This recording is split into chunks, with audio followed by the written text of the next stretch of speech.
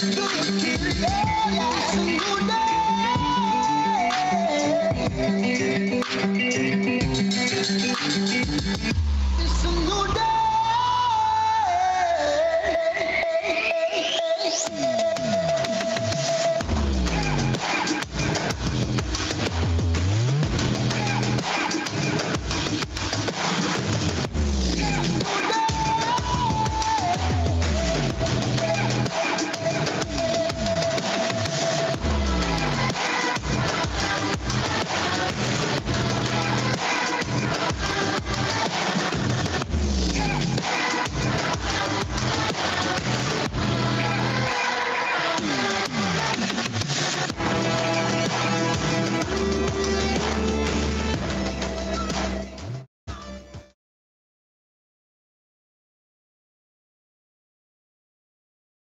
morning. I'm here. Wake up. Wake up. Wake up. Wake up!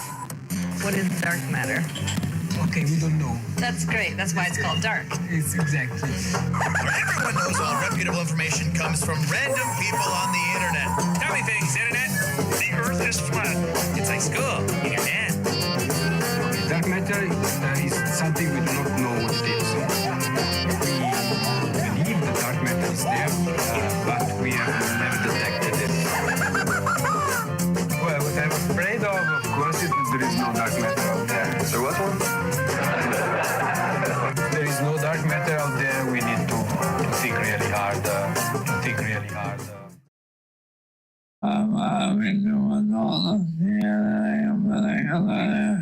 Sounds like somebody's got a case of the Mondays. And a happy Monday to you all out there. This is the IRONWORX right here on freeworld.fm. Also streaming live on our IronWorld Media YouTube channel. We are still down to 2. Just myself and Mr. Walt Johnson. Walt, how the hell are you doing, sir?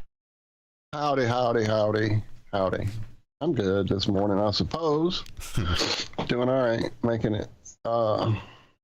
Yeah, had a little cat fun already this morning. I have a corn plant. I'm sure if you're familiar with my show here, or our show and my story, that's what I was trying to get to. That I, had a corn plant Mom gave to me, and it started dying and blah, blah, blah. I finally saved it in 3 different parts. And one of those parts is sitting at the very top on the right-hand side of like this big display case, entertainment center type thing that we have in our living room. One side of which has become the cat's domain. They can get to it, going up their trees and up their crap to get to that area.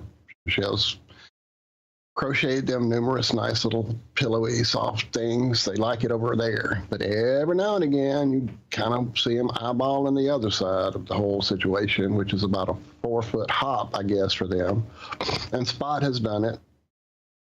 And Rizzo has done it. And now Ripley from the second generation has decided that's where she wants to go hang out and go walk around and go taste the plant to see what it might be. And while they're not technically poisonous to the cat, they definitely are gastrointestinal, not much fun if they do eat it. So I'm doing my best to keep her down, and of course she knocks it off onto my guitar. I have a pedal board that sits there under that area because it's so like 5 foot wide, stupid, huge, unnecessary amount of pedals that any human being should have, and it luckily is in the case. And hopefully that case is waterproof. So anyway, that was my early morning wake up fun cat time. How's your day, Josh? It's been good. It's I didn't wake up too terribly early, so it's always a plus. Nice quiet weekend.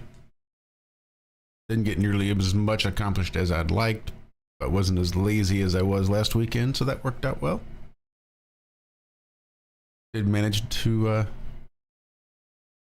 get Harris up for another impromptu date on Friday night, since we weren't going live. I just took him up there while Dixie was up there working, and got to hang out with Evie a little bit, so that was always fun.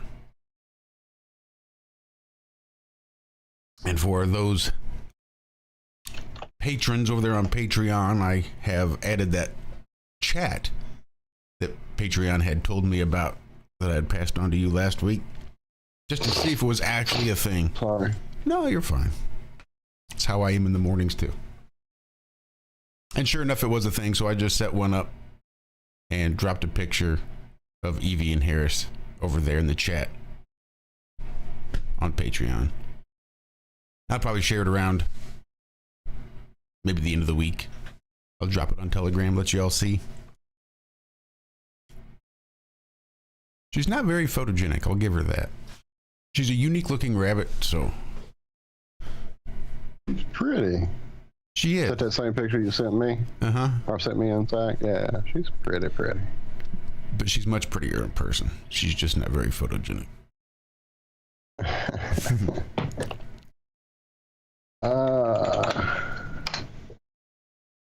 I am saying hello to the folks there in chat while you were talking about the rabbits. I had a moment to type, so I'm learning how to do this thing again for just you and me.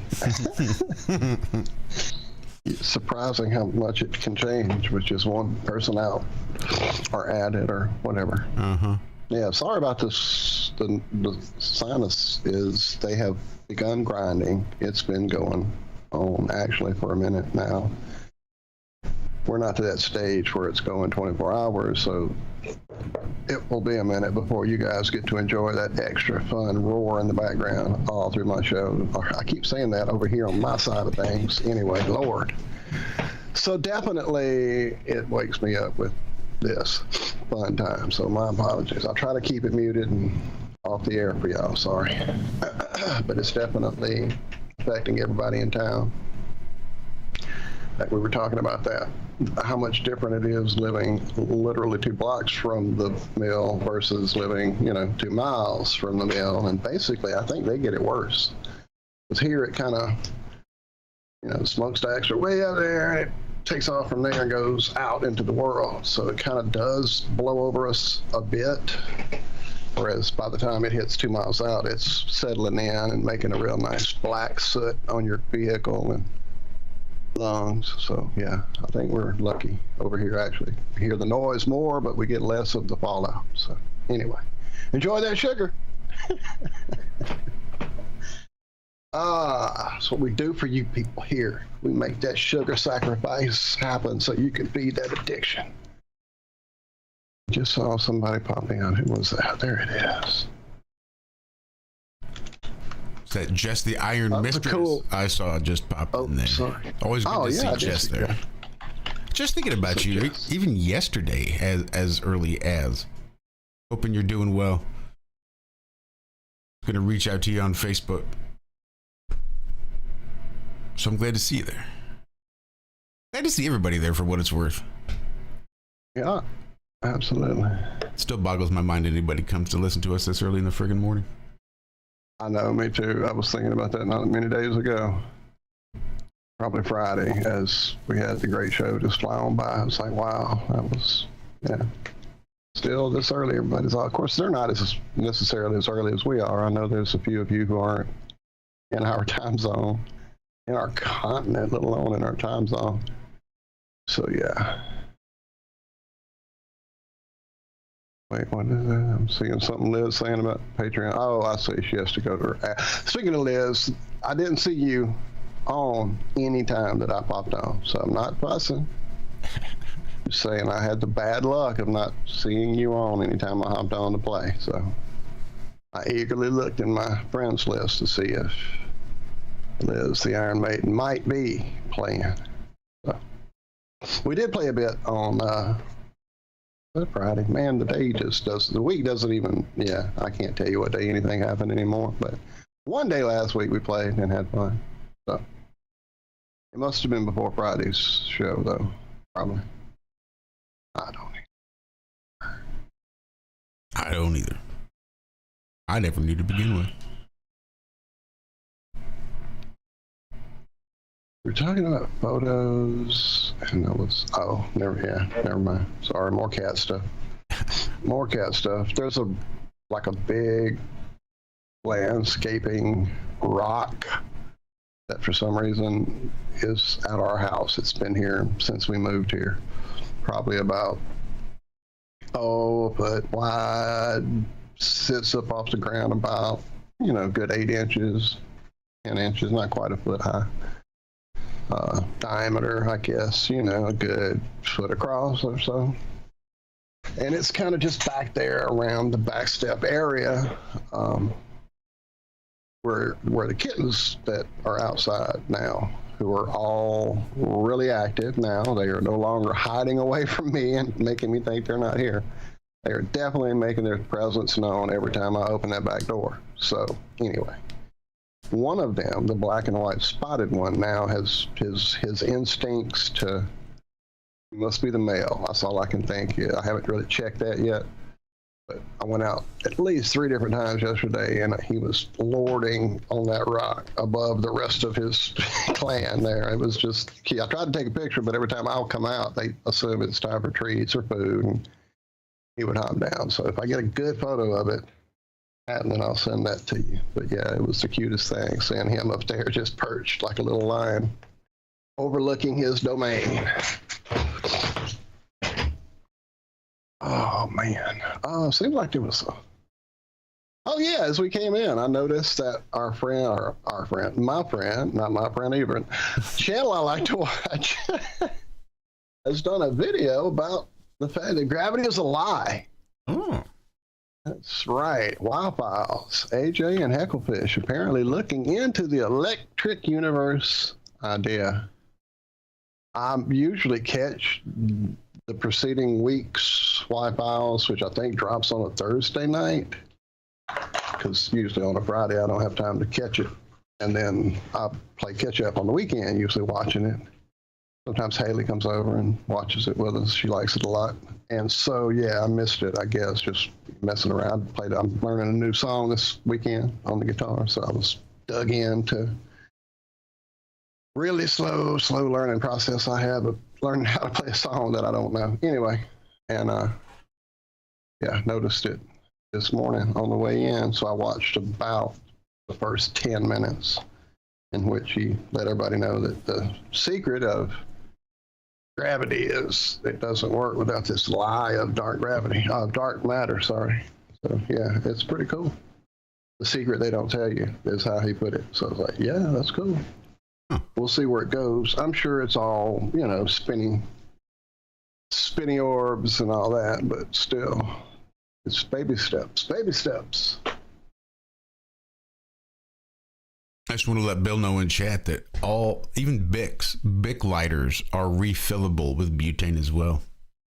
You can empty out a Bic and refill it with a can of butane. I mean, if the store's not open for a new lighter, it's probably not going to be open for a can of butane, but just as a little mental note, if you wanted to keep a can of butane on hand, you can always refill a Bic lighter. Bics are good for as long as the flint holds out. What's the process there? Let them know if you don't mind. There's a little tab on the bottom of it. I don't know. I've never actually felt the need. All of the butane lighters I refill were generally torches. But that just got too expensive. But I did see all the different types of lighters and shit, just because there's all sorts of like novelty lighters that are refillable. Oh, yeah. It's the same way. Yeah, Bics are refillable. Just like you'd refill a novelty lighter or any sort of butane torch. If you look on the bottom of the Bic, you'll see the little valve with which you'd insert stem A into slot B, so to speak. Huh. And I think it's all about, again, you got to make sure there's no gas in there. You need to try to recreate the vacuum inside there so that when you fill it, it fills it as full as possible. It's a whole process. Chances are there's a video on YouTube somewhere. Wow, that's a cool place. Refill a Bic. Here in a couple hours, feel free to give it a search up and see.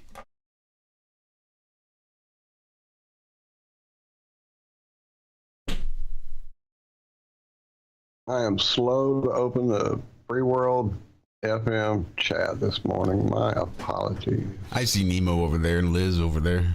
I see them flat ganging and dropping onto a flat looking little island looking place there.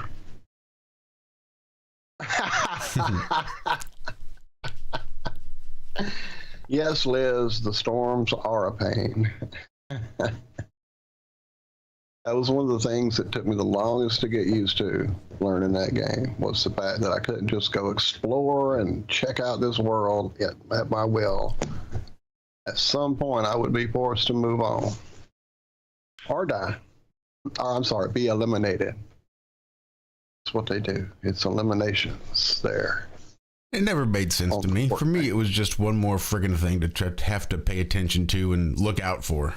As if there weren't enough chickens and pigs and wolves and other players to watch out for. Now I gotta fucking look out for the weather too.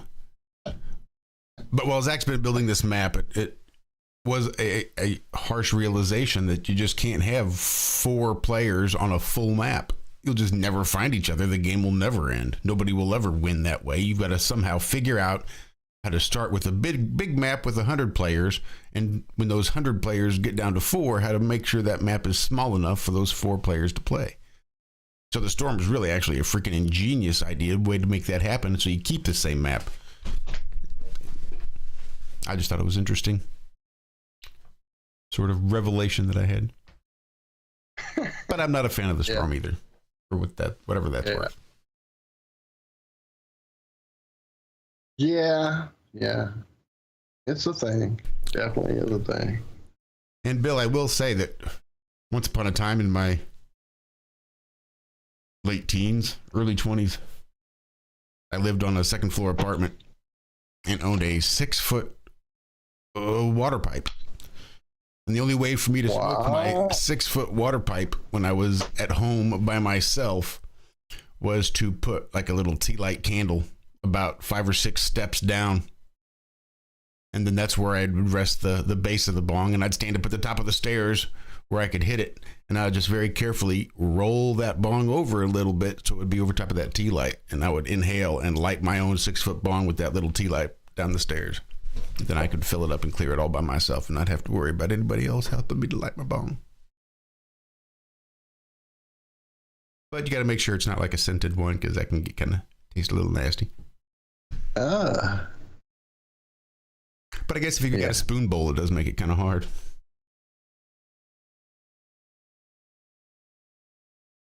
You could do like a Gandalf. Just keep a little punk somewhere handy. Just a little piece of wood that you could put over the candle to light, to transfer the flame over to the bowl as if it were a match. And you can just keep one candle burning and then use the punk to light your bowl. Punk? You're a punk. I am a punk.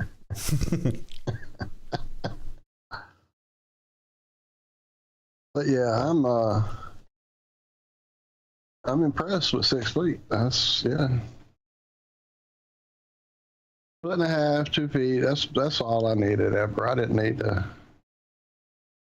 Didn't need to do that to myself. It was fun for parties. Do what? Said it was fun for parties. Yeah, I get that. And if I was awake, well, it was a party. What? That's what's up. I mean, sure, a match if you've got it. But if you've got matches, then you wouldn't be worried about not having a lighter. Having to worry about stores being closed so that you can go up and replace your lighter that's going dead. I just assumed you didn't have matches either. You were down to just a lighter.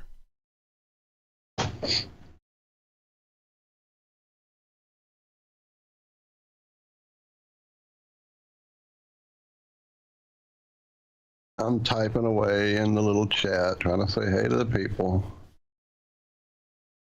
And not doing it good. Not doing it well, not doing it Watching correctly. Nemo giggle at his obscene gifs that he puts in freeworld.fm. Probably just so that he can see them pop up on YouTube. That'd be my guess. Yeah, I'm trying to get one for zombie over there too. And I'm not even digging. the ones they're giving me.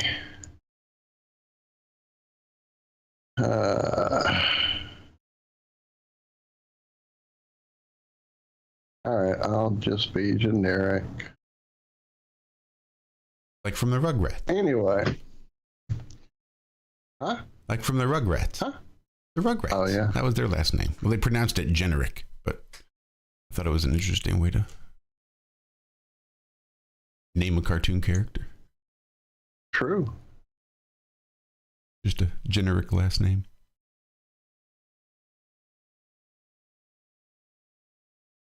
Wait, did I miss Bill somehow? Scrolling through, it looks like I may have. What's up, Bill? Well, if I didn't type your name, I sure thought I did. I'll do it now. I'm still, trying to, type and say hey to the people. Well, I will say it definitely feels like a Monday today. Unlike Friday, where it didn't feel like a Monday at all.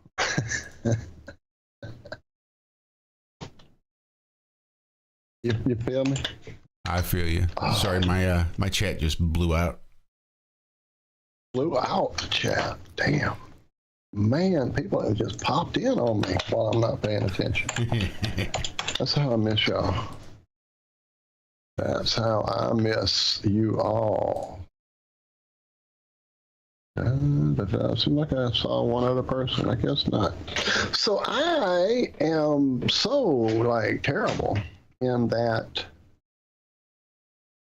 Saturday we just did some stuff with the grandkids, and then she and I went to the gym kind of towards the end of that evening, and then just watched stupid stuff on the old Idiot Box Saturday evening. And then yesterday was a lot of housework that we were doing, and suddenly it hit me that, man, I haven't seen anything at all. I saw a couple of things maybe late Saturday as I was getting ready to go to bed that people had put up.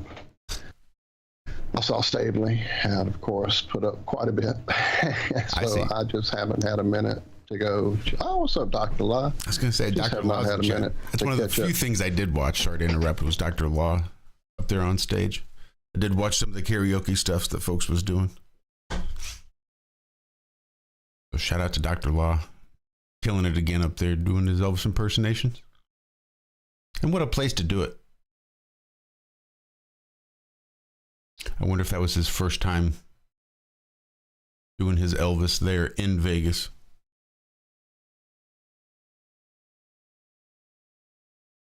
Sorry, Walt, did we lose you? No, not at all. I was playing catch up and thinking about doing Elvis at karaoke, which I used to do a few songs, maybe 2, 3 tops. It just, I grew up with that all, learned it, loved it, became it. I'm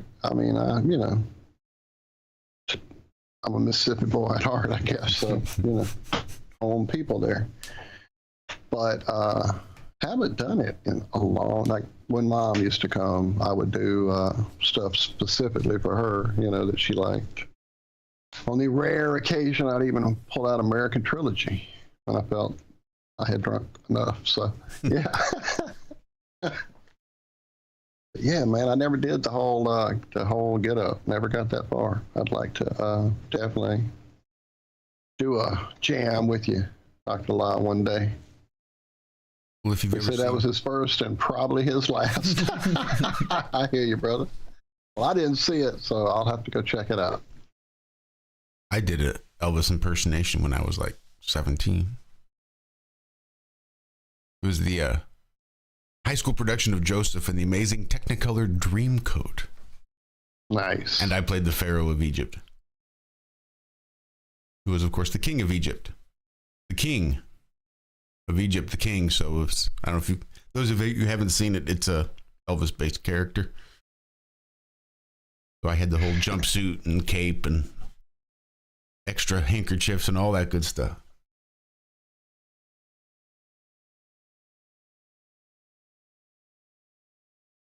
The closest I guess I came was in in the in the 70s. I'm so fucking old. In the 70s, there was a little TV show on that played up the 50s quite a bit, and there was a certain character on that who became quite popular in American pop culture, and we had a 50s day at school every year.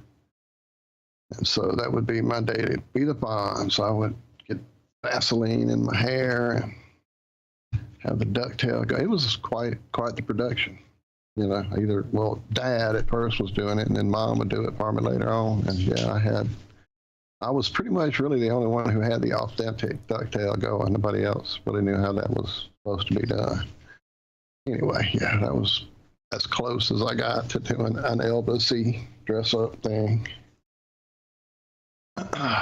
No photos exist, though. Sorry, I wish I could share some with you all, but I have none. It's not an era you hear too much about anymore. Once upon a time, you could turn on a oldies radio station and they were playing music from the 50s and 60s. Now you just don't find that anymore at all. Now it's... Well, at one time, you could just turn on the radio and hear music from the 50s and 60s and 70s. Well, in the 50s and 60s, sure. No, I mean in the 70s, before marketing took over the world, before advertising created demographics, and before all that shit happened to radio, you could hear those songs right next to whatever was current. Rock and Roll All Night, followed by Hey Sherry, followed by Sherry Baby, whatever, you know. Sherry, yeah, you can hear all that at one. I wasn't gonna do Sherry it. I wasn't. It's never too early. Did. Never too early. You never. You did. I mean, I wasn't gonna continue on when it gets real high, but.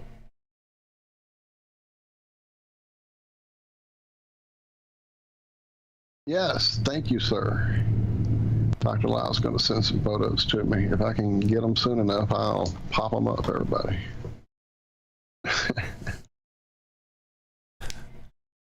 One man over there in chat. That is the trouble with having two chats going at the same time, is you sometimes get confused as to what you're putting into which chat.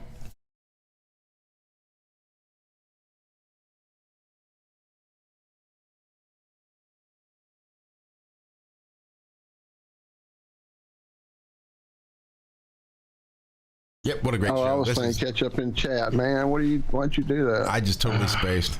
Just totally spaced. You know, we actually do have some space lettuce. Yeah. Some, yeah. I suppose.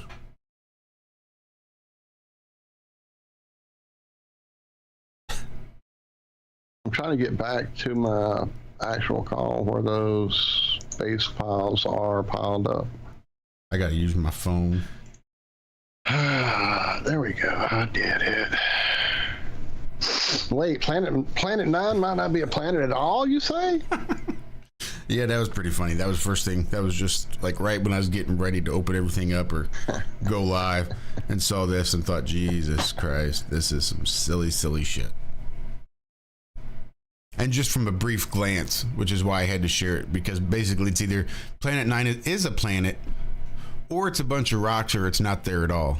But we can't figure out what's inside our solar system, apparently. We don't have the technology to figure out whether it's physically there at all right here inside our own solar system, but we can go back 380 billion light years and listen to the radio and figure out what the fuck shit clouds are made of and whatever, but we can't figure out what Planet 9 is, if it is at all.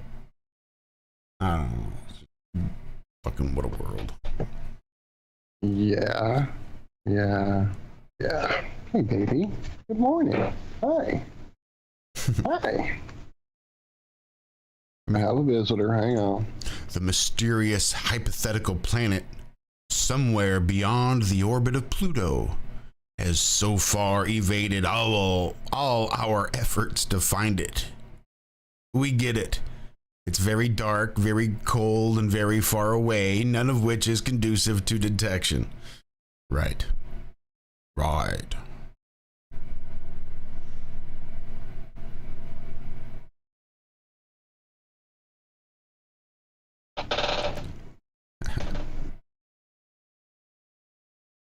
And She's not talking much. Sorry about the echo. I didn't even hear an echo. Our planet's core seems to be leaking. And scientists think they know why. Good to know. Oh, NFL fans want the league to investigate refs after one game was clearly fixed on ellipses. Something I don't know. I'm not paying attention. One game? Right. Okay, cool. Probably new.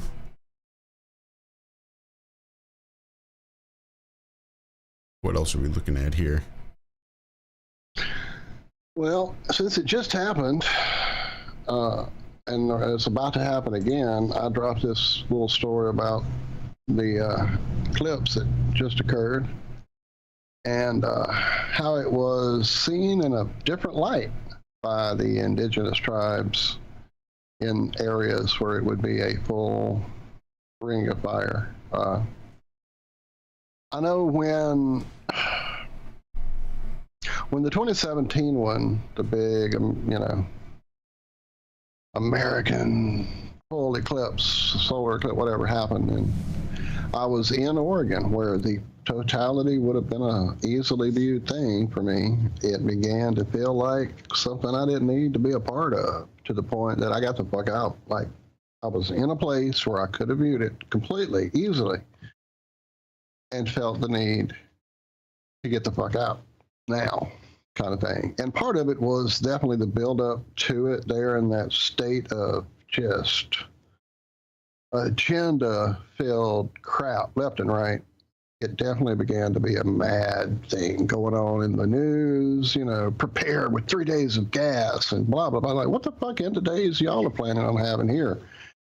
I don't need to be here, obviously, but it wasn't just that. It was just this feeling in me, in my soul, that was something I didn't need to be under.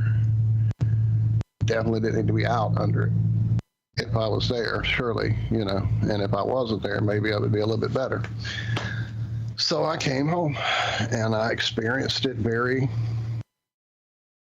secondhand, I guess you could say. I did go out there with some little glasses. I did make a video with those glasses and my phone that showed me that what I saw happening above me was in no way associated with spinning balls and fucking infinite void, and that's all I needed to know. But as we approach this time, well, actually, sorry, let me make this different. The true part of it is that my brother started talking about next year's eclipse and how we have relatives that are over there in Texas, right under the big X almost. And how if I was going to see this thing, I needed to go make some plans and get in touch with those relatives. Now, while I do have those relatives, without a doubt, they are definitely, second cousin-y, just don't talk to them that often anymore type thing, and it would be very unusual and uncomfortable and socially awkward in the first place. But in the second place, I don't feel the need to be under that event this time around either.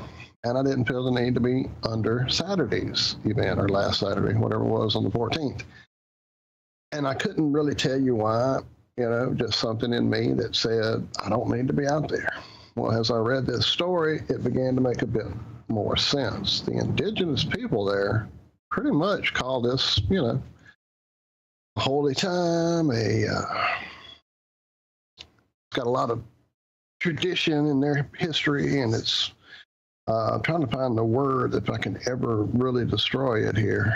Johanna A. Dazsa is what they call it, which means the death of the sun. That's according to the Navajo people. Interesting idea, the death of the sun. I get it goes dark and changes, but a ring of fire, you don't actually go dark. You do something totally different than going dark.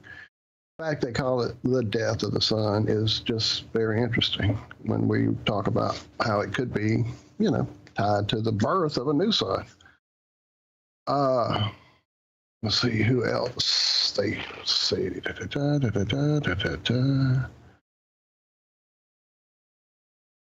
Where is it, man? Make sure. Oh, yeah, this is really a terrible story, apparently.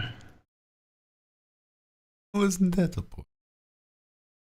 How often do we provide it really is. quality stories around here? Well, I mean, it's just such a crappy story. It really gets into their beliefs in no way, shape, or form. I had a better story on my phone I read like the day before, and I thought this was it. Apparently, it was not. So this one just wants you to be careful if you're on native lands looking at the eclipse. That's essentially the push of this story. That one brief mention of it being called the death of the sun here is the only thing interesting in this story. Otherwise, it's basically just saying the indigenous people aren't digging it. They're not going to be out there. If you're there, be respectful of their lands. Is essentially the push of this story.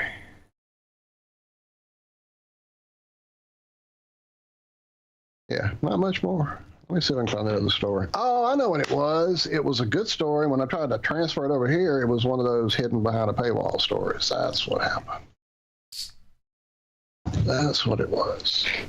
I had another one of those last night, actually, that I had to put a secondary story in for. I think it's that one about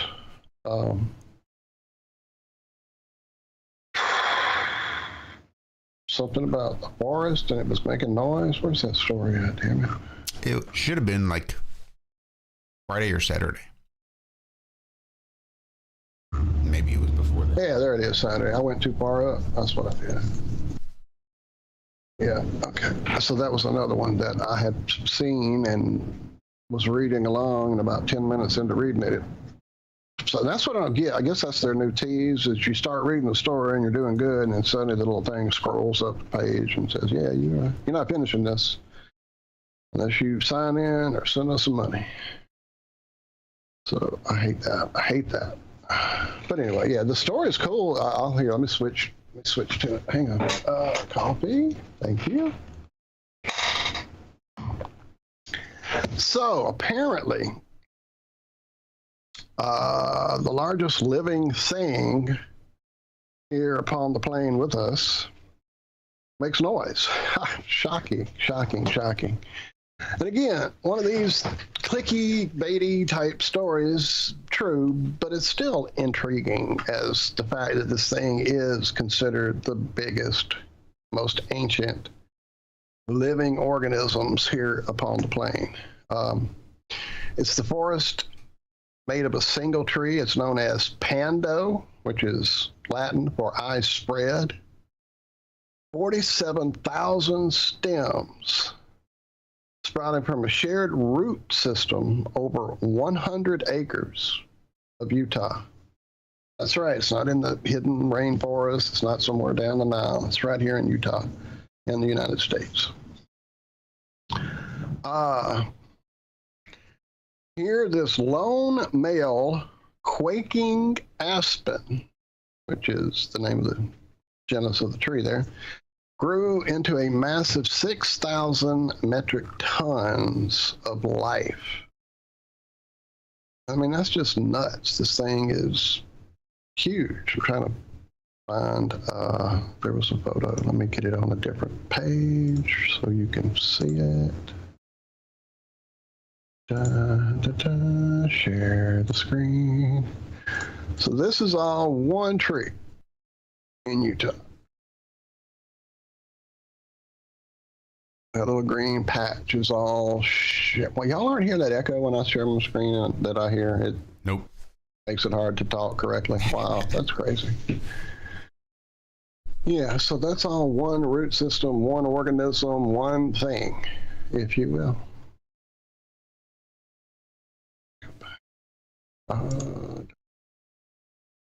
Wow, that echo goes away. I mean, it does it as soon as I click it in, and then as soon as I click it out, it does it one more time. Something about the click in, I guess. So weird. So anyway, apparently, a gentleman named Lance Audit, founder of Friends of Pando, said that they were starting an art project. While it started as art, we see enormous potential for the use in science when converted to sound and traveling through the root system could also reveal the inner workings of Pando's vast hidden hydraulic system in a very non-destructive way. So what they had done is used a hydrophone, which is normally used in the ocean to listen to, different things, animals, implosions of rich people, whatever. They definitely never had thought of using a hydrophone in this manner before. Sound artist Jeff Rice experimentally placed a hydrophone inside a hollow at the base of a branch and threaded it down into the tree's root system, not expecting to hear much. Hydrophones don't just need water to work. They can pick up vibrations from surfaces like roots as well. And when I put on my headphones, I was instantly surprised. Something was happening. There was a faint sound. The device captured an eerie, low rumbling. What you're hearing, I think, is the sound of millions of leaves in the forest vibrating the tree and passing down through the branches into the earth. The hydrophone also captured thumps from tapping on a branch 90 feet away, even though the sound was not audible through the air at that distance. This supports the theory that Pando's root system is definitely interconnected, but a proper experimental setup would require, it's getting boring here, sorry. Such shared root systems are common in colonial quaking aspens, but the size and age of Pando make it unique. While they can reproduce through seeds, they seldom grow from them, as pollination is rare, since large aspen stands are usually only one sex, being clones of the same individual. Interesting. Sounds are beautiful, but from a practical standpoint, natural sounds can be used to document the health of the environment. They are a record of the local biodiversity, and they provide a baseline that can be measured against environmental change. I thought there would be a soundbite in this story, but there isn't, though. I'm disappointed. I guess it's one of those weird low roar things you really probably can't hear easily.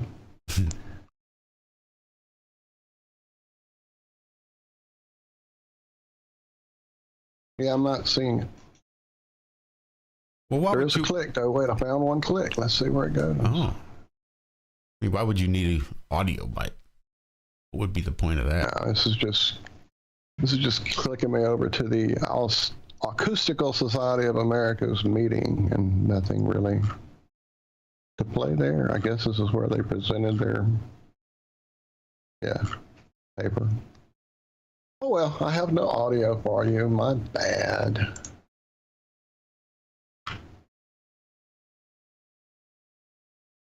Yeah, no more clicks. That was it. I double checked.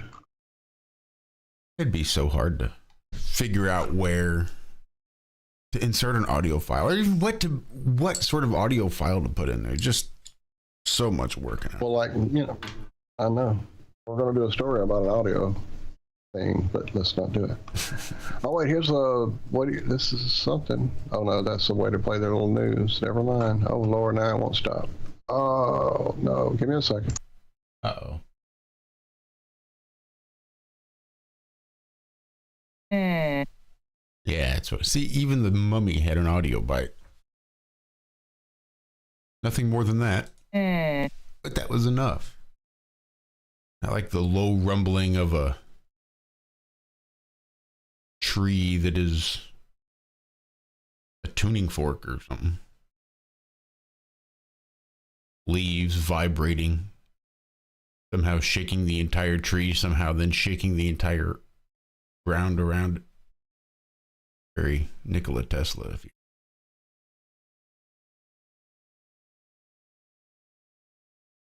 Feels like right?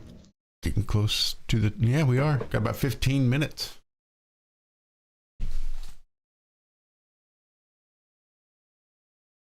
Then I suppose I should get a song ready.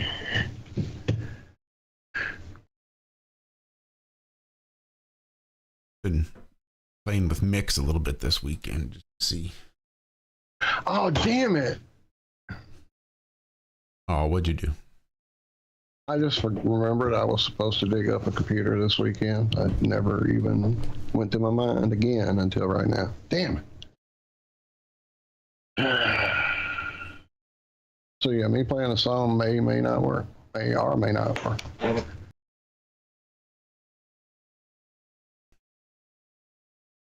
Huh.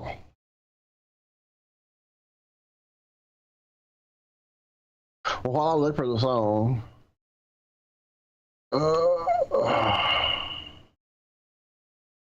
could play like, you know, a couple, or I could do an epic song.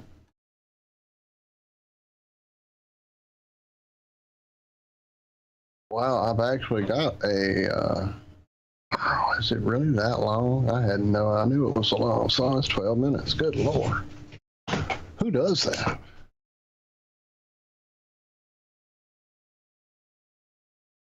So playing with my mix, you can create, well, you load in the local folder that you want to use for music, and it just keeps that one sort of up there, so you can just click and drag songs up to each deck to play them out. And then you can go through and create carts and whole different shit and organize it within there. But I noticed I had a lot of audio files. I just didn't have any tags. There weren't any of the, like, the ID3 tags that would let you know what the duration and the album and the song, the track, all the little tags that you can put up there. Like, almost none of those were filled out, and very few of them were filled out completely. I found this groovy little program that'll just go through and scan your files, see what you've got, and then go through and just fill in the tags for you, right down to the album art, which is really cool. Now my music files, song files are actually labeled accordingly, and I can search through. I mean, it literally organized all the tags. Like, some of the tags were wrong and all that weird shit, so it just went through and fixed them all and filled them all in and saved them all. I dig it. Apparently we're having music playing already on Free World, according to this. Yeah, looks like I'm out. What the fuck happened? Oh, it might have been Mix. Because I opened Mix, it apparently fucked up my butt. Yeah, that'll happen. That'll happen. What's up, Nuka-Cola in the house?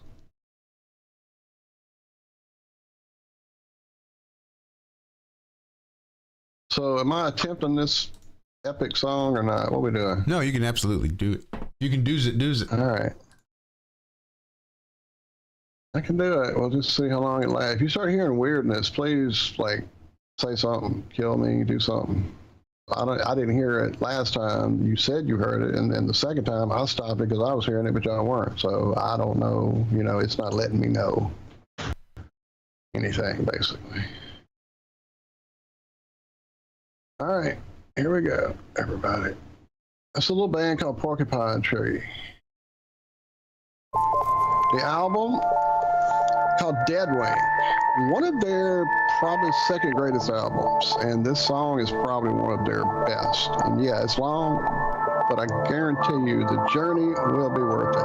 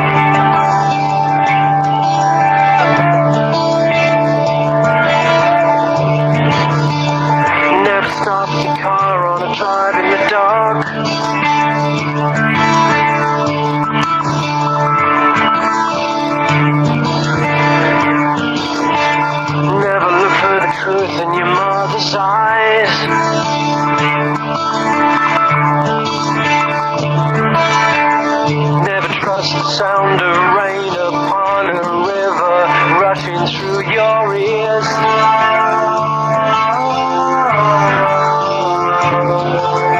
Riding somewhere, but not here.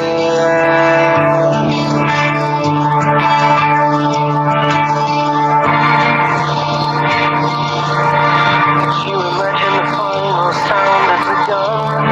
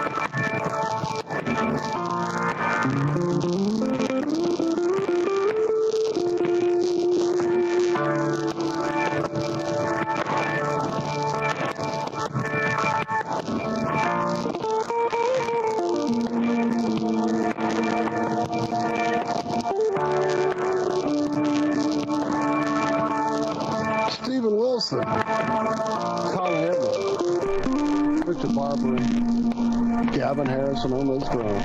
Porcupine Tree, if you haven't dug deep, dig deeper than you ever have before. You won't find a song you don't like. Oh, I hope not.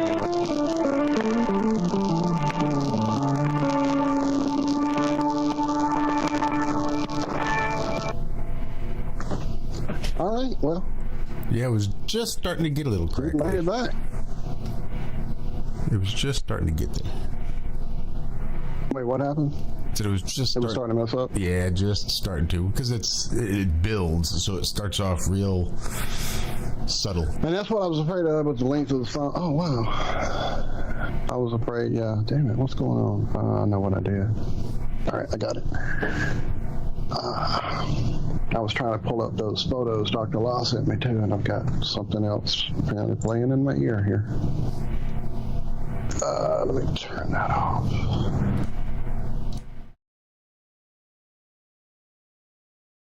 All right, I got it.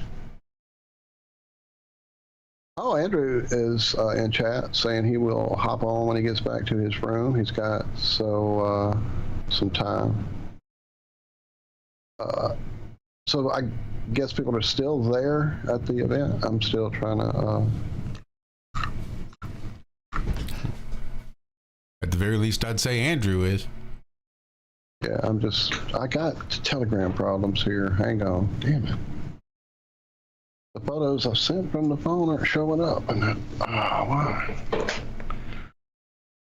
Send. Oh, yeah. Hello. If you hit send, they actually go to the device. What?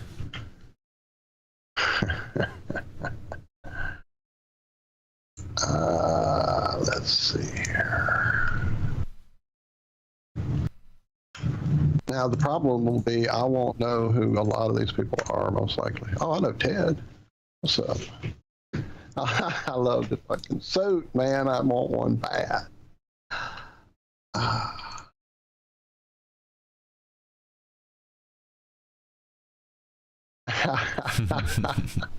Nice. I know that dude and that dude. I know all those dudes. What's up, Daryl Davis? Mr. Stavely.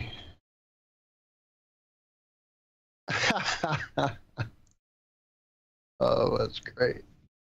Great stuff. Thank you so much, Dr. La. Oh, man. I'm so glad everybody had a good time. I definitely was thinking about y'all and hoping it was going good.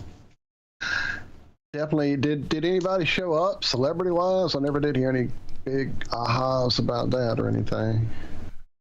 Yeah, I didn't get any. Well, I guess Tyson showed up. I guess I got no text from Zack. Just overly excited from having met Mike. Yeah.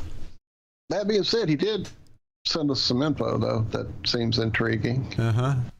So we should have something going on. I've not seen an email. With that, hopefully. I get back to chat, try to play catch up. All right, Kevin, I hear you, brother. Not everybody digs it. That's cool. I'll send you something you might like. That. Of course, I don't know what you like, so I can't really help you there. But yeah, apparently he wasn't a fan. Well, I guarantee you that's not the only thing you'll hear. You'll hear everything, basically, from them, from mellow to metal.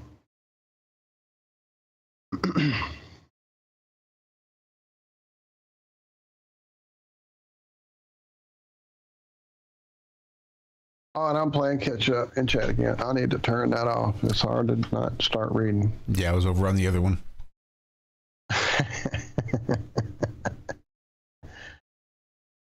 I'm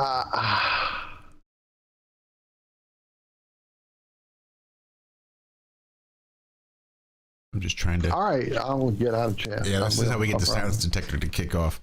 I'm just trying to figure out what would be causing that crackliness. If it's a I don't know at this point. Bit rate issue somewhere where there's a bit rate that may not be matching. If it's the echo, if it's something, I don't the way that it. I've done all the things that it tells me to do on this end, as far as turning off the whatever for the music share, all those things. So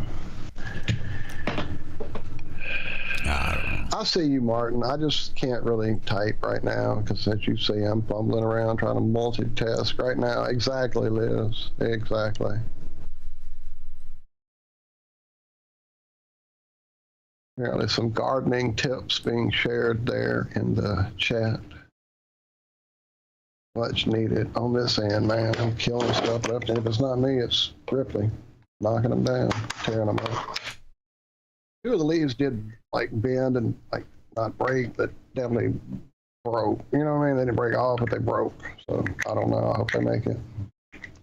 I just kind of tuck them in under themselves up there so they're not hanging on the cracked area, and they're hopefully. I don't know. I don't know how that works. If leaves like that can heal like a broken bone, or I don't know. Yes. Where you at, Zack? Full stalks. Okay. I put a little honey on there just to keep it. Really? Mm-hmm. Okay. Smear it with some honey, and of course that'll probably just attract more cats up there for looking for honey. Wrap it up tight. It may or may not make it, but it's always worth a shot. Right. There you go. There you go. Like, I'm pretty sure that's why I hermed out one of my plants, but it still saved it. It was a little too much trauma to keep it a female, right. But it did live and survive to go on to be a full, healthy hermaphrodite. That's really all you can ask, right?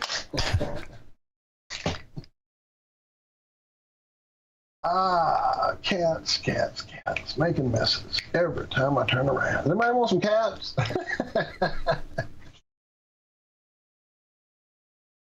I got it. I picked it all up. We're better. Oh, yeah.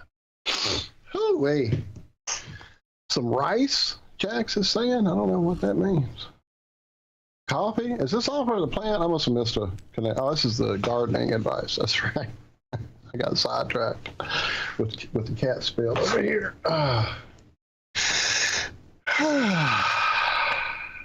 Don't use cat poop in your garden. Thank you. Gardening tips there. Do use bunny poop.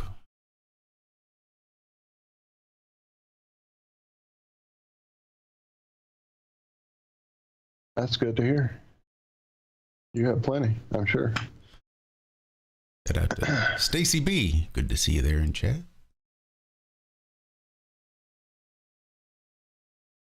So Amazon's letting people buy driver's urine as an energy drink.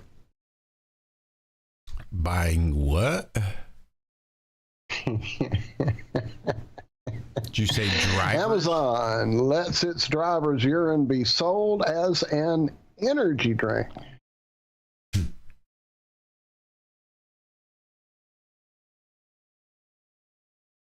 I said go for it. Yeah. So yeah, apparently, oh man, are y'all really gonna sign me up to? Oh, I can make that one go away. Okay. So yeah, apparently this is a thing, and the only reason we found out about it, it would seem, is that it. Wait, I'm really having a hard time with this story because it keeps popping up. Who is it? Wired, of course. Okay, let me get rid of this one. All right, hopefully no more pop-ups. The drink had all the hallmarks of a beverage sensation: striking design, bold font, punchy name, release. But inside, each bottle was filled with urine allegedly discarded by Amazon delivery drivers and collected from plastic bottles. What the fuck? Now, I could see if this was the 70s and you were like a long haul truck driver popping black beauties all fucking night long, and you could maybe recycle some of that urine, some of that unprocessed fucking black beauty speed that you could get prescribed to you or just buy right there over the counter at the truck stop. What the fuck are they gonna have? Taurine from a Red Bull? What the fuck? Okay. I see what's going on here. All right, so that didn't stop Amazon from listing this drink. It even attained #1 bestseller status in the bitter lemon category. It was created by Uva Butler for a new documentary, The Great Amazon Heist, which airs somewhere in the UK today or yesterday, or whenever this was. He's a journalist, Butler is. He's a presenter, and he's a renowned puller of stunts. His most famous was turning his shed in a London garden into a #1 ranked restaurant on TripAdvisor. The Great Amazon Heist begins with him infiltrating an Amazon distribution center in Coventry with a hidden camera and speaking to workers who complain of foot and back pain, dangerous working conditions, near constant surveillance, spends his day unloading a hot truck with no working ceiling fan or air conditioning. Butler happens to be present during a hiring spree at the warehouse. At the time, workers are trying to gain union recognition, blah, blah, blah, blah, blah. Amazon denies this. So he is recognized within days, so resorts to interviewing delivery drivers who tell him that they're penalized for slow deliveries to the extent that they have to urinate in bottles, so they don't have because they don't have time to stop for bathroom breaks. And that's apparently where all this began, is him doing this whole stunt to point to the fact that Amazon sucks. And nobody knew that already, so it's a good thing that he's here. So yeah, he decided to do this stunt to point out the fact that this is surprisingly easy to do. Dangerous things are sold on Amazon all the time. Children are in harm's way. At one point, he was contacted by an Amazon representative. Yeah, that's basically just him doing this big stunt for his documentary, and it's really a long story about it. Wow. So yeah, be looking for that on Channel 4 today or yesterday or whenever this came out. October 19th is the date on said story. Yeah, that's pretty nuts.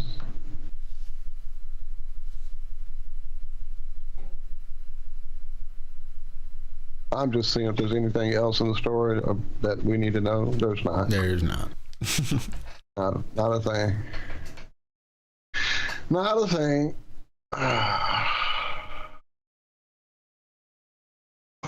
Yeah.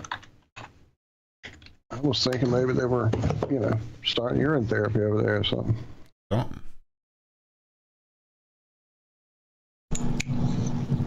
Well, top of the morning to you, gentlemen. What's up, Andrew? Andy.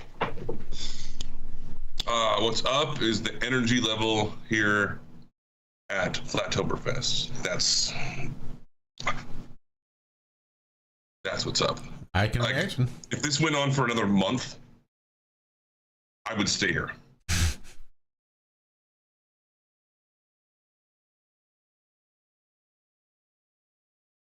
But Well, what's been your highlight, sir? I don't know. I mean, oh my God. Like asking me what my favorite meal I've ever eaten was. Because I met so many people. I don't think I stopped smiling the entire time I was here. And I don't think lots of people stopped smiling. It was just so incredible. All of the presenters did phenomenal jobs. I took videos of as many of them as I possibly could. I'm going to be sharing all that kind of stuff. I mean, lots of people are. Eventually, Karen is going to do the same thing. But I would say that my #1 favorite thing was being here for the first time. Being able to give Zack and Cami a hug and just meeting everybody else. And microdosing 3 times. That was pretty fun. That will do it.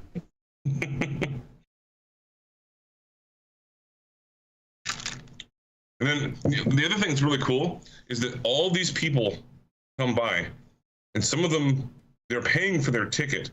Some of them are barely even watching the event because they're either selling their merchandise, which I bought something from every single vendor there.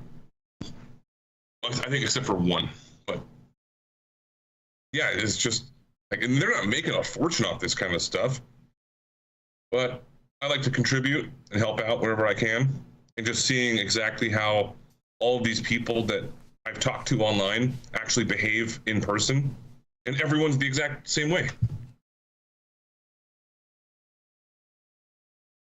There was absolutely no fighting at all until, well, not really fighting, but agitation until that Globey came by and decided he was going to just try and train wreck the place by trolling everybody. He did that to Mark Sargent on the first night, and then he did that to Mark Devlin the second night, where he took his shirt off and ran around like screaming. I was not in the auditorium when that happened. I was out getting some food real quick, but then I came back and I heard that and I was like, oh fuck, what is going on? I don't know what happened to him, but I didn't see him again after that.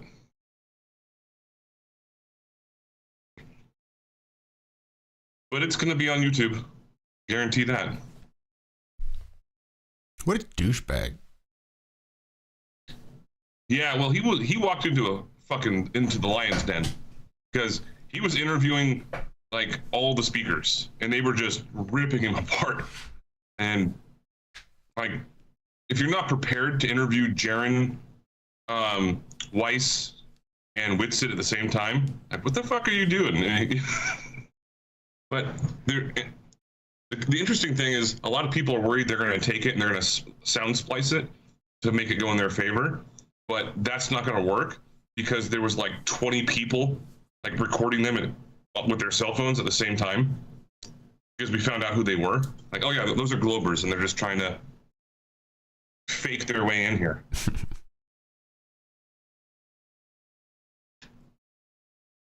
Well, I'm glad you had a great time. Oh yeah, and people are still here. A lot of people are still here. Really? Yeah. And the people I've met so far have been from, one lady came from Colombia all by herself. Husband and wife came from the Netherlands. Multiple people came from the UK. Multiple people came from Australia, Canada, and all these different countries. And those are just the ones that I know of. And I hung out with all of them. That was so fucking awesome. It reminds me of like being in the military again, but without being in the military. It's like being in the military without all the bullshit. Yeah. And death and killing. That too. Yes, I was not very happy about that situation that I was put into. But this was completely voluntary. I've slept about 4 hours a night for like 5 days in a row. And a lot of us are going to be hanging out again tomorrow. Dr. Law. I got to get Stephanie to send it to me. She was the one from the Netherlands, and she was recording Dr. Law as he was trying to draw us a map of the casino on his plate using a ketchup bottle, like squirting it on the plate, like drawing a map with like ketchup lines. That's pretty good. Dr. Law was in chat a little bit earlier. I don't know if he's still in there, but he did stop by this morning to say howdy. Oh, Dr. Law is fucking awesome. I got to hang out with him like the night that I got there. And, oh, dude, Dr. Law is fucking, he's a hard worker. He's fucking, yeah, he's legit. Very awesome. Very awesome.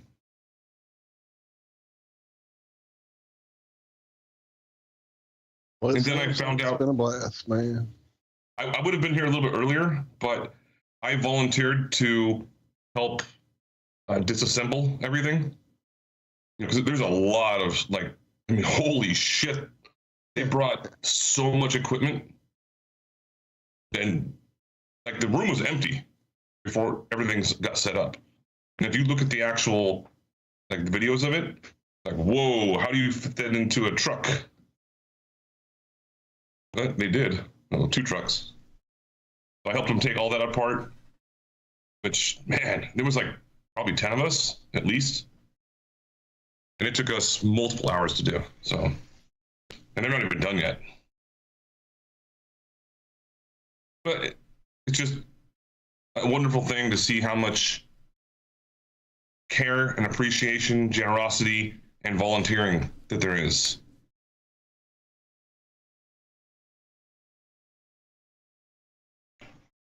Well, it's probably one of the few crowds to find it. I'd be interested to see what a ISS convention would look like.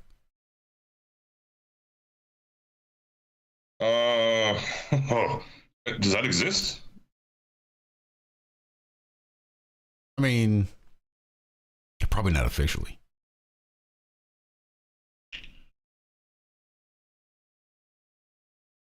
But if they've got some jackass willing to strip down and run around in the middle of a flat earth convention, I imagine there's some dedicated ballers out there willing to get together to celebrate some silly aspect of NASA.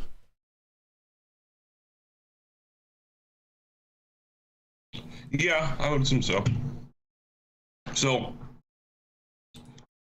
another highlight that I loved a lot was meeting Chris Crum and Lowry. Because they were, let's just say, microdosing with me at the same time. And then they got up on stage and they were playing with Chief Crow. And like I had to pee really bad. I was like, this is fucking phenomenal. Some of the best music I've heard in a very long time.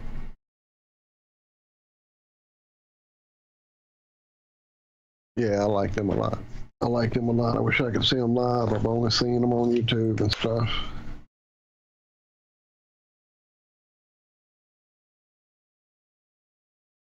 Interesting. So, Dad, go ahead. No, go ahead. No, go. All right. The other cool thing that I had no idea about was how much stuff actually goes on in the background. They had like 5 computers going and a soundboard. And Karen was sitting there most of the time and just making, that was like a prime seat for her, of course, Queen Bee. But then from there, they had Nathan from Commercial Sound and Video. He was like the audio expert. By the way, that dude, I cannot give him enough props. He's still down in the bar, I think. I mean, oh yeah, there's still people still drinking down in the bar. Yeah, the Commercial Sound and Video. Dude, that dude, and there's one other guy, I can't remember his name. He brought all the equipment. But yeah, there's just so much background stuff that goes into this. It's amazing. It's amazing she's managed to put on, Karen B's managed to put on this many consistently. Yeah, and I think I told you guys this on Friday. She yelled at me.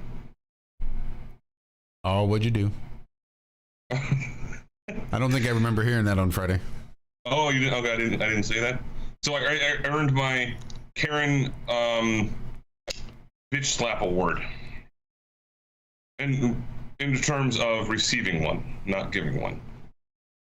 So I brought my conspiracy trivia board game with the expansion pack to it, and I put it out into the room where everybody was going to be checking in and some of the vendors were going to be, and I put it out on the table and I said free for anyone to play.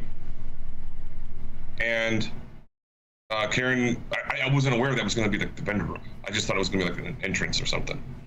So Karen and I packed it all up and put it underneath the table, and then I came in like several hours later and I was like, what the fuck happened? And then a few hours after that, she said, is that motherfucker that put the board game on the table? Because all the vendors started showing up and it was on the table. And everyone was asking, how many copies can I buy? And I was like, what? or Karen was like, "What the fuck are you talking about?" So then she came out and like yelled at me, and so I had to apologize. It was my fault. I wasn't aware of it. So, and then I apologized to her like 3 times after that. So, I think she's over it. I imagine stress levels are high. Well, yeah, because she was like, the last time I talked to her, I said, I'm apologizing, and she's like, yeah, don't worry about it, because I was like in 10,000 directions at one time, and yeah, it's understandable. Plus, Karen doesn't take shit either, which is why I love Karen. No, she does not. That's probably just one of the many reasons we love Karen.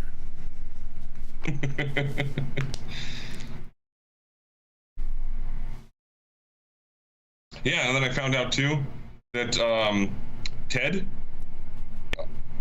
he's a lot bigger than you guys think he is. If you've never met Ted before, I thought he was like a short guy. No.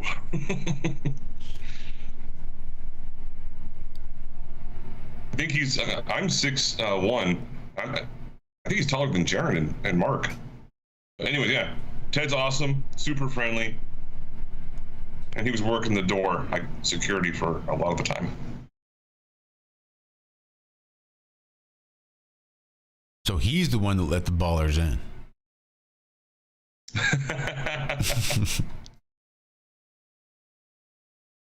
What was really funny though, at the end of the Q&A was like one of the funniest parts, because 2 people up on stage, Amanda Vollmer and Dave Murphy, what do they have in common? No clue. A desire for natural health. Urine therapy.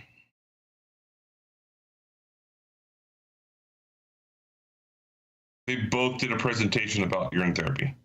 So a lot of people, when it came to the Q&A, they were asking more about it, and it was one of those things you have to experience, but it was super, super funny.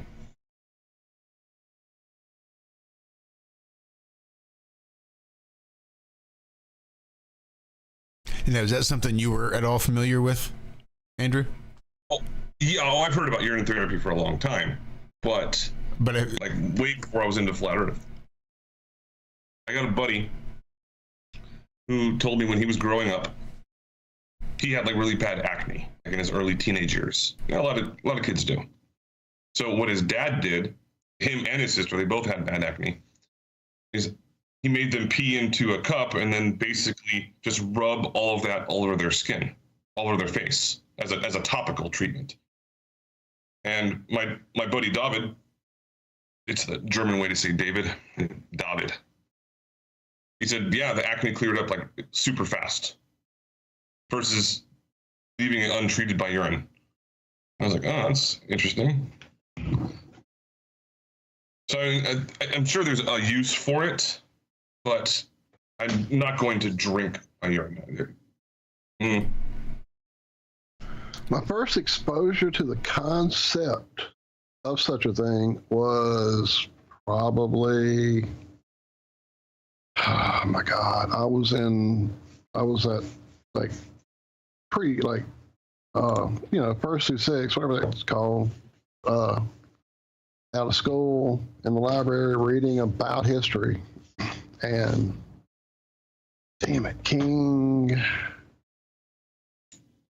was it Henry VIII, I guess, that would drink a draft of his urine every day? That's what they talked about. I'm like, what? Why? What's the point? So that made me go looking to see why someone would choose to drink their own urine, and, dig around until I finally found out about the fact that it was used therapeutically. Now, I knew that in a roundabout way because my grandmother kept telling us, that anytime we had, I don't remember acne being it, one of them, but like poison ivy or sty in your eye or anything like that, that's what you did. You used urine as a therapy, rubbed it on there, topical kind of thing. I don't, she never talked about drinking it that I can remember, but yeah, chat is just going off. You guys are nuts. Sherry's going to be making $1 million. That's all I can say. The only reason I bring that up, Walt, is because you were just saying how Amazon workers are now allowed to Oh, yeah. Well, that's so ironic because Amanda Vollmer said she should probably bottle up her pee and sell it. That was one of the things she said up on stage. Well, Amazon's hiring is what I'm hearing. So. Oh, by the way, I mean, I've always thought Amanda Vollmer was attractive. But then I met her in person. I was like, oh yeah, she's attractive. I'd buy a bottle. No, like that. My God, help me, please. No, I'm not going to go down the route of bukkake or fucking like a piss fetish or anything like that. All right. Okay. Change the subject, Andrew. Please, Andrew. All right. So, Balderson is like you can watch his videos online and you can see he's having a good time and all that. He is so much cooler in person. Holy shit! I fucking love that dude. Because what I was doing, Jaron, he texted me and said, "Please, come downstairs." I was a little bit late, and he said, "I need you to work my table for me," because I already agreed, to help sell his beanies and hats and all that stuff. So he was stationed right next to Dave Weiss, like same table. So I was hanging out with Weiss a lot, and just helping people out. So I was over there quite a bit, and that was another cool thing too.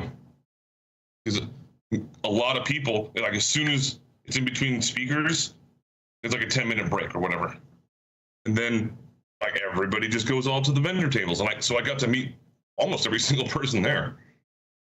It was fucking awesome. But anyways, yeah, Ben Balderson. Not really sure how much I should disclose on this. I don't think he's gonna care. He has this stuff it's weed, these little nugs. I can't remember what he calls it, but it's it looks like crack cocaine. It's just basically like pure crystals. It's like real white, like snow. Mm-hmm. Just completely laced on the bud. And I smoked a little bit of it earlier, and other people did too. And they're like, "What the?" And yeah, Ben was like, "Yeah, be careful." So Ben told me that, and he was out in the parking lot giving people dabs, like multiple dabs, and some people were like, "Holy shit, I can't handle this." Yeah, I saw a little rumor there in chat that his truck was recently stolen as well. That's what I heard at the end of the night as well. That just sucks. Wait, what? Yeah. Well, that's terrible. And who knows what the hell was in there? Mojo Shop, you're still here? I'm here until tomorrow night. Sorry, man. I'm going to be doing last minute stuff. So. Welcome to the show, Post. But yeah, Mojo Shop, it was awesome meeting you. We're going to try and do a group photo tomorrow. So we're going to have to try and, I think Dr. Law is going to try and arrange that. Welcome to the Hunter Biden version of the IRONWORX. You know what's amazing is how many people I was talking to about Fear and Loathing in Las Vegas, and so many people haven't seen that movie. Oh, Chris is here. Yeah, dabs are too strong. I agree. I don't do dabs, but I do. I do microdose on psilocybin. Yeah, says Josh has dabbed more diamonds than the Queen. And I'm like a 21-year-old kid who's out drinking for the first time, saving all of his empty Jack Daniels bottles to look cool. I've got like, I don't know, I'd have to count, but over a dozen fucking 1-ounce jars of diamonds of wax from the florist that I've accumulated over the last several years. A little gross just to see all the big jars, half-ounce jars, 1 gram jars. I've just got a pile of empty fucking shit.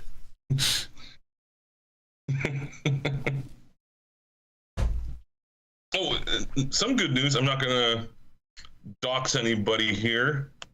I'm not sure if it's doxing, but I'm not going to say exactly who it is to try and keep it a little private. But congratulations to one of the presenters who won quite a bit of money in the casino.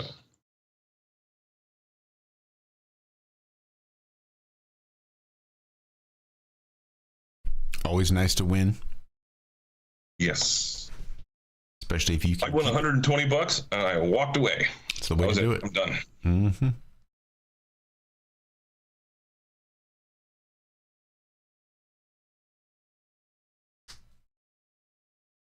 Well, as I advised you guys before the show, before y'all went on the show Friday, don't do it. Don't do it. So I'm just glad some people did get through without too much damage.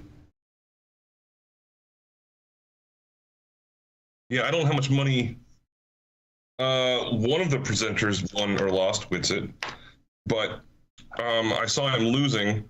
So I was like, you know what? I walked up, gave him a $100 bill. I was like, here's some walking around money or gambling money or something to help, break you even.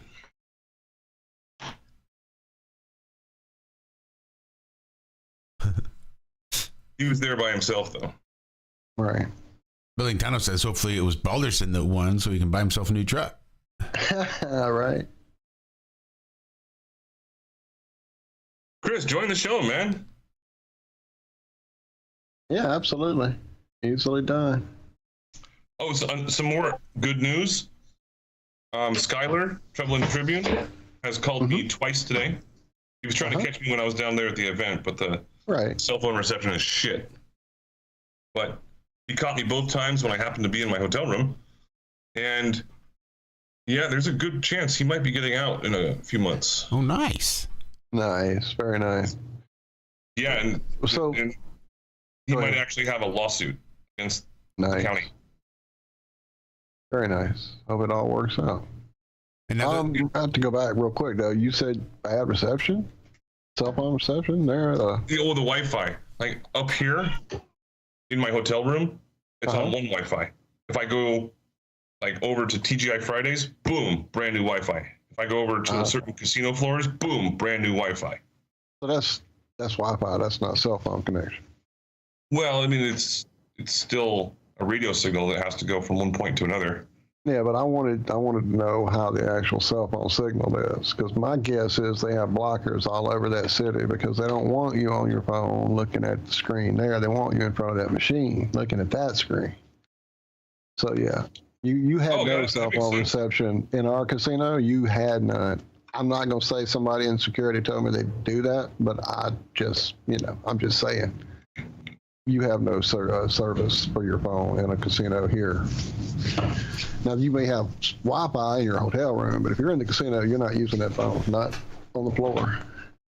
Yeah, I think it's got to be built into the building somehow, like the Faraday cage. Oh, it is. Like, I don't know that they can. It's got something to do with the way they build the electronics into the building. Absolutely what I thought.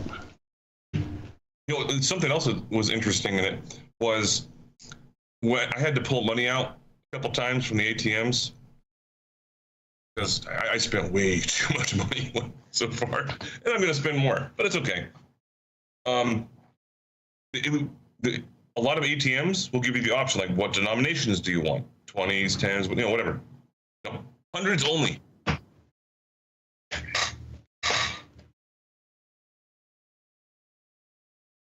And I think that's another trick. Oh, you got a whole bunch of hundreds? Wait, I'll go break 100 or just put it into a slot machine real quick, or 100 on black.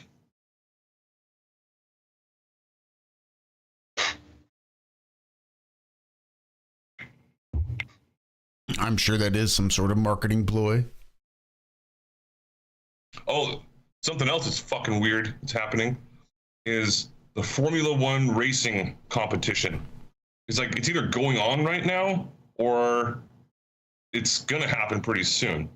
And what they're doing is they're going to actually have a Formula One racing competition on the main strip in front of all those casinos. So they're like shutting down the strip when this happens. And it's pissing off like every single employee here that I've asked about it. They're like, fuck that. It's just causing like a massive amount of traffic, like all over. You know, the strip is a pretty big street in Vegas.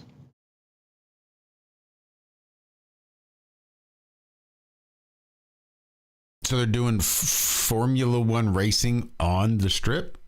Like cars on the street? Yeah, apparently. Yeesh. I've only... Okay, this is weird. I drove down that strip. It took me an hour to get from one end to the other on a like Friday evening. How are they going to do that exactly? I don't know. I mean, they're shutting it down. They're building all kinds of like barriers and all kinds of shit, apparently. This one, this seems nuts to me. Like they're setting this up for a ritual. That's all this is. I've only been outside the hotel twice since I've been here. And tonight was one of them. We had a big old smoke sesh out in the parking garage. Grand Rising boys, how's it going? What's up, Chris? What the fuck? How's Vegas over there? Was it like 3:40 in the morning still, huh? Oh, I don't give a shit. There's no clocks in Las Vegas. Oh yeah, I know. Were you there last night when CMG presented the new video? Oh, y'all too busy? Because that would be understandable. Yeah, I didn't see that. No. Did you do it for Flattoberfest? Yeah, they presented it yesterday, but I remember when I was there, all the times I've been there, it's hard to sit down and watch anything when there's so many people around trying to talk to you. Yeah, I must have missed that one. I missed almost all of Mark Devlin. Let's see, half of Greg Reese, who fucking, dude, that dude is fucking hilarious. He's the perfect guy to sit down and have a drink with and smoke a joint. Because that's what he was doing with us. But you got to chat with allegedly Dave. I shook his hand, said, "Hey, congratulations." But a lot of these guys, like allegedly Dave and other people, pretty much every presenter, you know exactly where they are because there's this big crowd around them. Oh yeah. Oh, I know. When I met Bob a few years ago, that's how it was with him. And then Zack was standing right next to him. That's how I met Zack. And it's a congregation. You gotta kind of strong arm your way through the crowd if you really want to talk to your people. If you really want to go there. So I was like, excuse me, I got questions to ask. Get out the way. I got to see if these people are real. Talk about the Earth is flat. Well, yeah, I made sure to shake the hand of every single one of them that I was able to, or give them a hug, whatever. Very good, very good. In less than 14 days, though, 11/11 will be here. CMG will be releasing his new Black Sheep album, which is one of his darkest videos he's ever created. Will be out. It's all tongue-in-cheek, though. It's going to be good. I think you'll feel it. I'm just really excited for the whole community to see it and just release it to the world. Well, you've been helping him out with that a lot, right? Oh, yeah. It's been over a month. We've been working on it. So it's right on. Good. Very professional, of course. So how many songs are in the album? I don't know. We just made the video for the one. I do know there's probably about close to 10 or a dozen. Right on. I'll definitely buy it.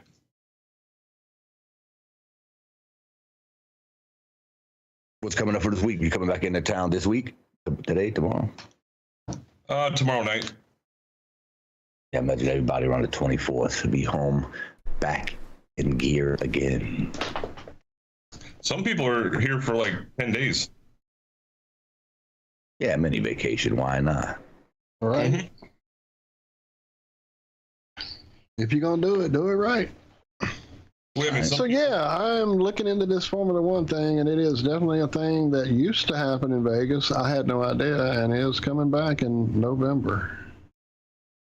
So I just would say, go watch an F1 Formula Racing crash happen. and then go stand on those sidelines and enjoy that race. Oh, heads.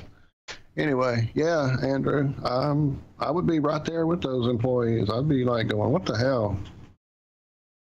That's going to cause utter disruption to the whole place for like 3 or 4 days, it looks like. Pretty crazy.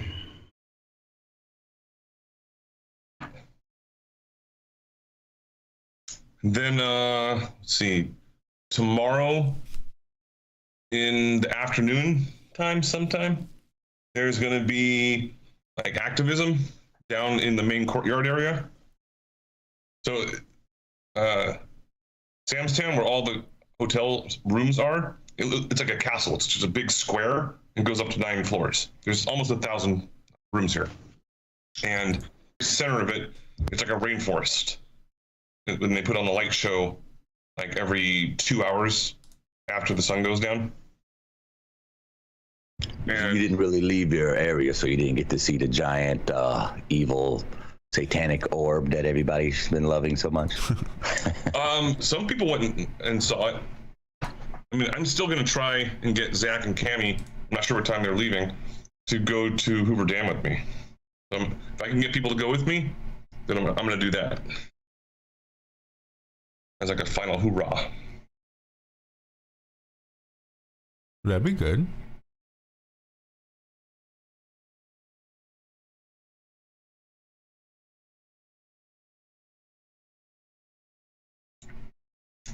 And let's see what else happened. The Mark opened up, and that's when the troll guy, he did like a half an hour speech, and then after that, oh, by the way, Walt, the speech that you were trying to play on Friday, yeah, thanks. That was the general thing, because they actually, Nathan from Commercial Sound and Video, he turned that on, like the entire speech, as Mark was like looking at everybody set everything up. And I looked at Mark and I was like, isn't that your speech that you're going to be? He's like, yeah.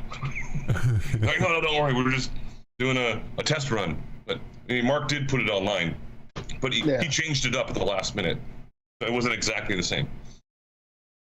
And he gave away his... pretty powerful. Yeah, he gave away his lab coat. Cool. The power has been passed along.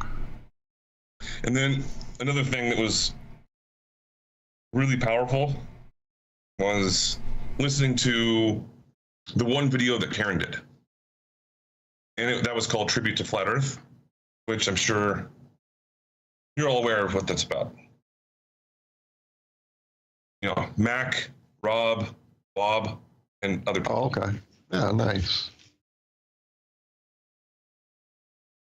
Yep. I can imagine it was our emotional. Fallen heroes. Mm-hmm. Yeah.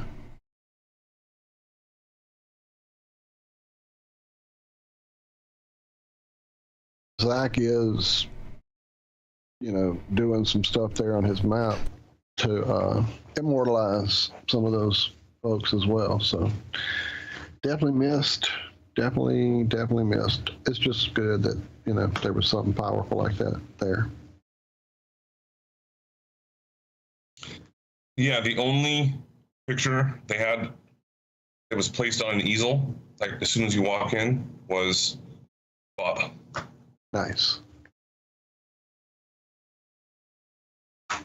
Get out. Get. Oh, something kind of funny that happened. If you see this picture of me, do not think of it the wrong way. Alex Lowry's girlfriend, who she was like one of the main people like behind the stage doing a lot of the audio and like presentations, like streaming it to the screen and all that. She got a very interesting picture of me, or maybe it was a video, I'm not sure. Because Nathan from Commercial Sound and Video, he's like, "Hey, come over here. I need help people. I need people to help me blow." What the fuck? And he throws a whole packet of 30 inflatable globe Earths. I was like, "Oh, I gotcha." So I was like, "Yeah, I'll help you out." And so we ended up blowing all these globes up, like just to toss them around during Chief Crow during their performance, and a lot of people were just popping them like fuck this. Some people kept them. Anyways, it was one point when I didn't have my hands on the balloon. It looked like you could turn that into a very provocative. You could Photoshop it really easy. Let's just put it that way.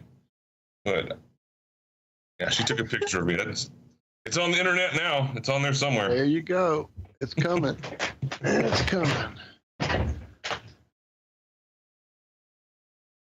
I'm sure the trolls will have fun with it. There's Speaking of trolls, go ahead. I was just going to say, speaking of CMG, there's Conspiracy Music Guru in the house right there in chat. Oh, shit. Really? Absolutely. I wasn't looking at the chat. What's up, Alex? Mike? What's up, Alex? I missed your song today, man.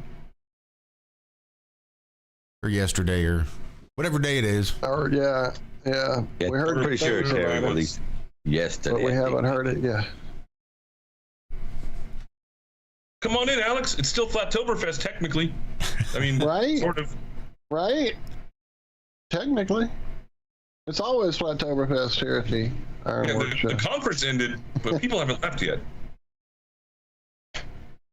Yeah, that's the best part. I mean, that's always how it was back in the day at the Project Awareness conventions. It was always at least a day, if not two, afterward, hanging out and getting to know everybody better. So, yeah, I'm just glad it went off so well with less. Yeah, I had it highlighted. It's probably not there anymore. But basically, Daz was saying a bit earlier when you first were talking about the streaker there that, you know, have a bit of sympathy or compassion, if you will, for these trolls who are so socially inept that is how they've chosen to, you know, get attention. I mean, Mommy couldn't give everybody attention all the time, and so they're working it out. It's hard sometimes. I know I get out in the world and I get confronted with just sheer idiofuckery, and it's like, oh, man. And it's so easy to get irate and irritated and mad because somebody else is, you know, just clueless about basic life. Not something advanced like flat Earth or, you know, no space or any of that. Lord, not that, Lord. Just basic daily functional skills. Do you have no clue? And it's like, just got to love them and forgive them and have compassion. Exactly. Sherry, have compassion for anyone wishing to strip naked in a room full of strangers. I don't believe they were fully naked. I was being a bit facetious when I said streaking, but yeah, it was just exposing his globes, right? His man boobs were probably disturbing. What's up, Alex? Michael. Yo. Hey, brother. What's going on, Alex? How's it going, people? Oh, you, man. Hey.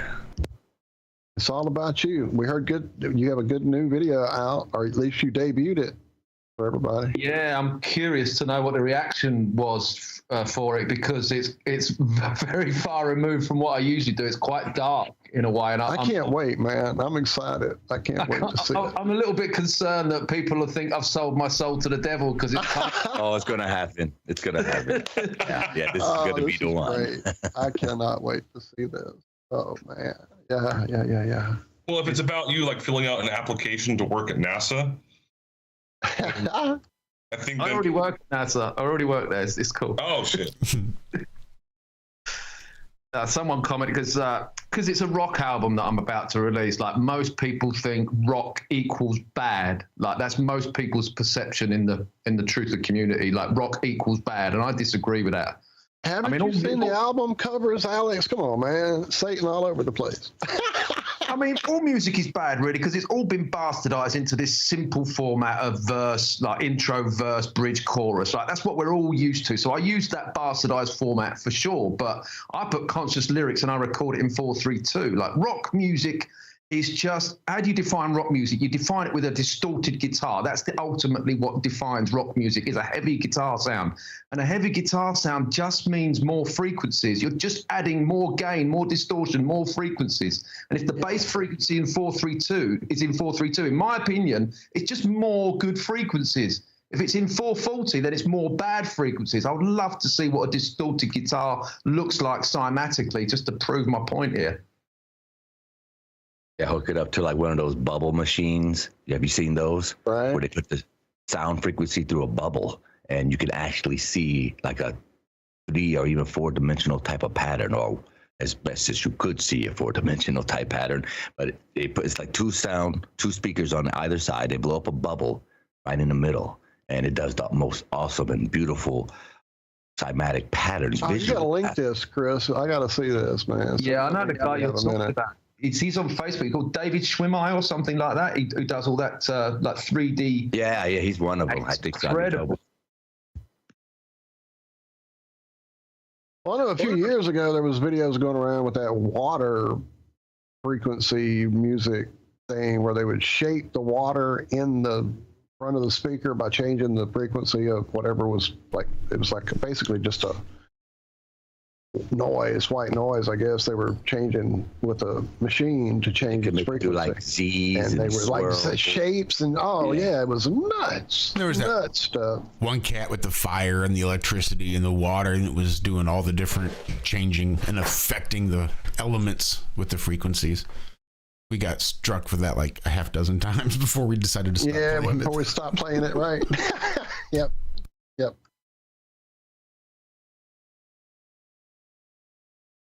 A little trick, Josh, if you want to play those type of videos, don't want to get copyright strike, put it in reverse, or excuse me, not reverse, mirror the video, make it the guy face the other way, and you usually get away with it. I've heard that. FYI, yeah. And that's where the term mirroring a video actually came from. You could take it and just put up somebody else's video, but just put it, flip it reverse, and the mirror image of it. So who was at Flatoberfest then? Which one of you guys? I know Andrew was there. Yep. Andrew was there. It was Andrew. He was there. I'm still here. That dude's raging hard over there.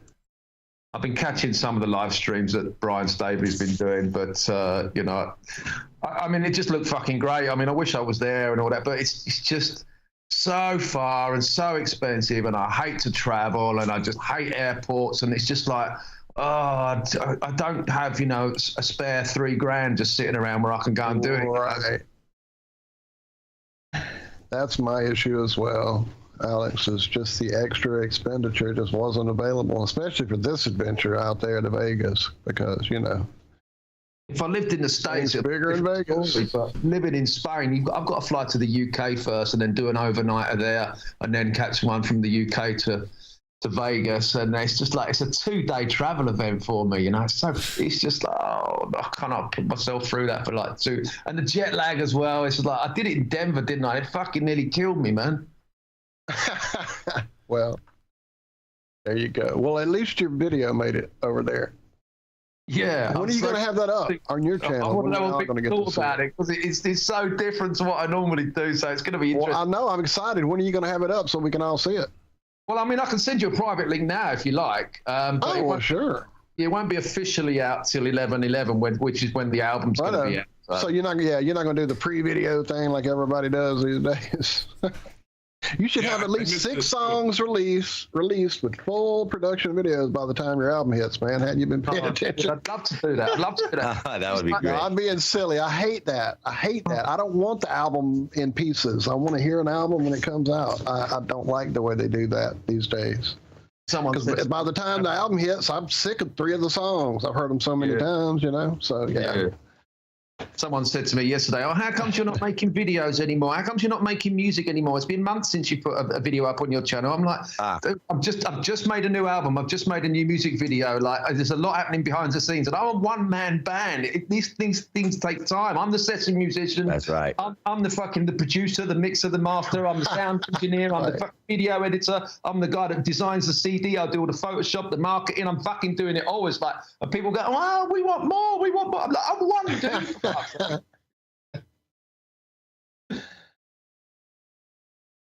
Patience. That just means they're hungry. They're hungry for your talent, man. That's good stuff. Yeah, maybe. Yeah, I wish I had more people. Oh, wow. Well, man, it seems like always we get just a few minutes of you before we have to get off the air, man. We're going to get you in here early. I guess sometime around November 11th would be a good time to get you in here, huh? Yeah, that'd be cool. I mean, I've just finished working in the garden. I just opened the laptop to check some emails, and I saw you guys were online. I'm like, fuck, they're going to be done soon. It was like that. Yeah, it's Todd's Lawn. But yeah, definitely around 11/11, that'd be well cool. I know I'm doing a stream with THC on 11/11. I'm doing a stream with Chris. Hey, what's up, brother Chris? On the 12th. Hey.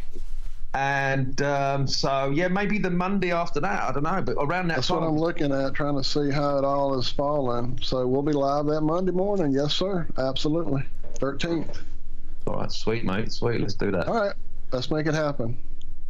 I'm going to send you. Heard it here. I'll send a link to the video on the in the Skype chat now, and you can have a look at it and see what you think, and you can let me know how satanic it is. Well, I know. Now, if you drop it in this chat, it's going to be accessible to everybody else on the call. If you're just trying to keep it undercover for now, just let it's that evil-looking black sheep. That's what it is. He's got the menacing glasses and the leather coat. He looks fluffy, doesn't he? He looks fluffy. I mean, the album, some of it is a bit tongue-in-cheek as well. So there's a little bit of a comedic element to it. So it's not all dark like fucking mega Metallica kind of shit. It's like there's some lightness there as well. All right, well, give me just a second. Let me sign off of freeworld.fm, and we'll just take a few more minutes here on YouTube to say our goodbyes, because this has been the IRONWORX right here, freeworld.fm. You guys make sure you join us back here every Monday, Wednesday, and Friday morning, kicking off at 4 a.m. to 6 a.m. That is Central Time Zone here in the U.S. Until then, you guys be good, be well. We love you. Bye-bye. And then we are still live here on the YouTubes just for a second so we can say our goodbyes, because I didn't want to just cut it too short. Yeah, thanks, guys, for coming to hang out. Andrew, Chris. Oh, yeah, I'm still there. Oh, hey, yeah, sorry. Okay, no worries. I was making sure we didn't lose them. Like, I think they're still here. Looks like they're still here. Yeah, my mic was off. I was doing Thanks for having us as well. I sent you a message here on Skype, Alex. So if you want to just drop it right there, it'll be just to me. Because right now in this call, there's 30 people, I think, 35, something like that. Oh, gotcha. Okay. You know, anybody that's been on the show pretty much has access to just pop back in. That way it's easy, and they don't have to ask for a link every time they want to pop in. So. Not for nothing, Chris Geo's known for skimming shit off of other people's accounts and putting it up as his own. Oh, that's true. Chris is in that call. So, yeah, just drop it straight to me right there, and I'll check it out. Thank you, man. I see it popped in right there. Matter of fact, I may just kick him out. What is beeping now in my ear? Oh, I see what it is. This. What are you doing? All right, then. I guess I'll go ahead and kill the YouTube stream, because I'm going to have to get out of here at some point. I was way late on Friday. All right, man. Thank you. Thank y'all. Love y'all. Love you guys. We will. YouTube. Yeah, y'all can stay here on the call. You don't have to head out. Yeah. Just figured we'd kill the YouTube stream. Thanks, guys. We will see you back here on Wednesday morning for more of the IRONWORX. Until then, be good, be well, do good, and do well.